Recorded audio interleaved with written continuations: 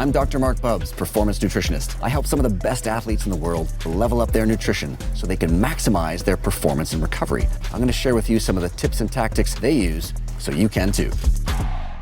Right. What are some of the fueling strategies you're using to help, your pursuit to cut those 8 minutes off, or what you're seeing in the research as you're Yeah, I've made a lot of changes because, as you're also probably well aware of, like the bone stress injuries and stuff, a lot of that comes down to training, but a lot of it comes down to the other side of the equation, which is nutrition. And, yeah. looking just back at it, I was, probably progressing too much, but I probably also wasn't fueling enough, fueling with the right things, fueling at the right times.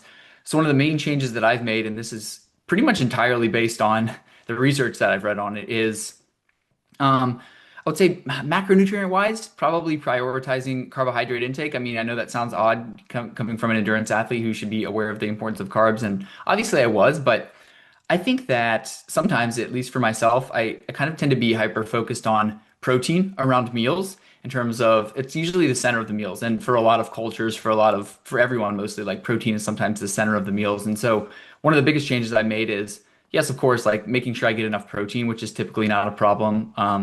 I'm probably somewhere above like a gram per pound of body weight per day. So certainly getting enough protein, but Nice. focusing kind of on the carb intake at meals rather than protein, because I know protein is going to get there, but what I struggle with is maybe consuming enough carbohydrate. But one of the bigger changes now is nutrient timing. I've really learned a lot about that from reading the research and reading some of these interesting studies.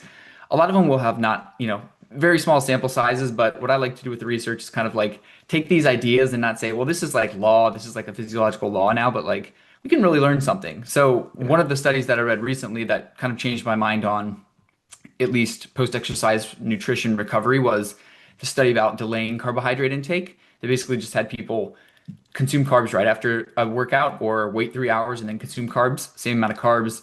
The next day, their performance was reduced if they delayed their carbohydrate intake compared to if they ate it immediately after, even though their glycogen levels were like the same at the start of the exercise. So that's Yeah. just one example without going like deep into that study, going to show that, there's a lot more involved here than just replenishing muscle glycogen or what you're eating throughout the day. It really matters, like giving your central nervous system other things, that recovery time or that signal to start recovery after exercise.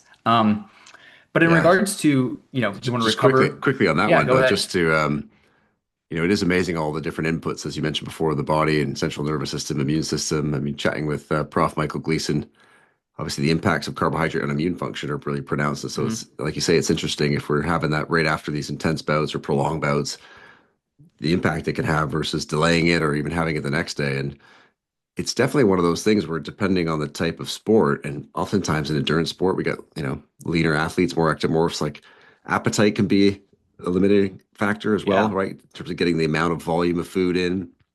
And that's where things like liquid nutrition or other, whether it's dried fruit, liquid nutrition, supplements can certainly be helpful because it always seems like a great deal for the general public when they hear like, oh, you're just trying to eat more. That must be amazing. But for the person who's putting in all the work, it's not always easy to keep up with that level of eating, right? It can feel like a full-time job. Yeah, and even it's interesting because I'm sort of at that intersection of like I recognize that at some point, you need to fuel for performance, but I also am sort of I want to like optimize my health as well, and I don't want to slam a couple bags of gummy bears after my Yeah, workout, yeah, even for if sure. it's palatable and Mhm. it's going to help replenish my glycogen. It's not like the sacrifice I'm willing to make, but leaning on the sort of fruit juices, smoothies, things like you mentioned. I can't do like a breakfast burrito, but a smoothie with some protein, some fruit, that does tend to sort of kick the appetite up, like you mentioned, Yeah. anything with sugar. So Anything else on the nutrition side, supplement side that you're either doing or looking at? yeah, so the timing was a big thing, like I said, just for the recovery and for the bone health stuff. Really, one of the main changes I've just been making is eating right after I finish a workout, even if it's just a couple hundred calories of like a granola bar, a nutrition bar with some protein in there. That's Nice. one huge change.